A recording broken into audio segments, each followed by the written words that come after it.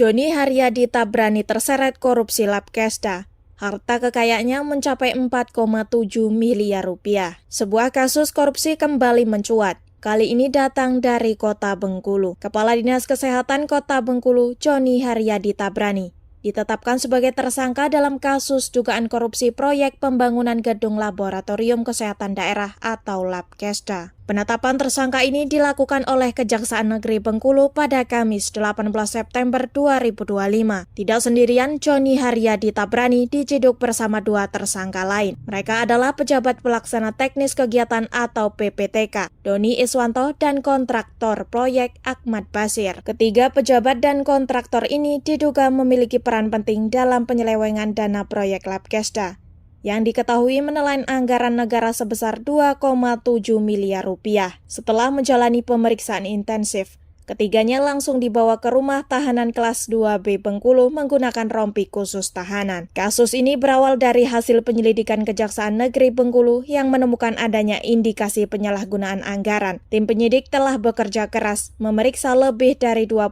orang saksi terkait proyek ini. Tak hanya itu, serangkaian penggeledahan juga telah dilakukan di beberapa lokasi, mulai dari kantor Dinas Kesehatan Kota Bengkulu pada Kamis 11 September 2025. Hingga ke rumah pribadi para tersangka. Dari penggeledahan di rumah kontraktor Ahmad Basir,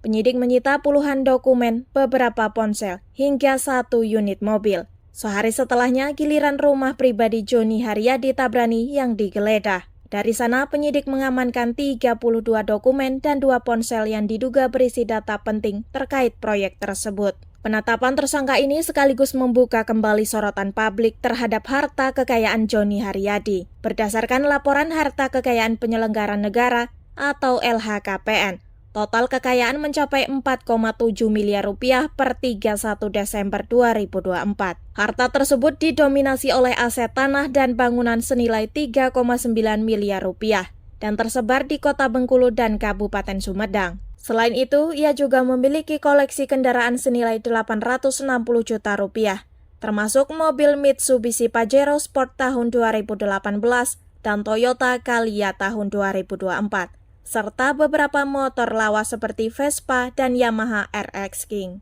Total kekayaannya ini menunjukkan besarnya aset yang dimiliki oleh seorang pejabat di Kota Bengkulu. Kini ketiga tersangka harus mempertanggungjawabkan perbuatannya. Kejaksaan Negeri Bengkulu memastikan penyelidikan akan terus dikembangkan. Tidak menutup kemungkinan akan ada tersangka lain yang ditetapkan seiring berjalannya proses hukum. Kita tunggu saja bagaimana kelanjutan kasus korupsi yang merugikan uang rakyat ini.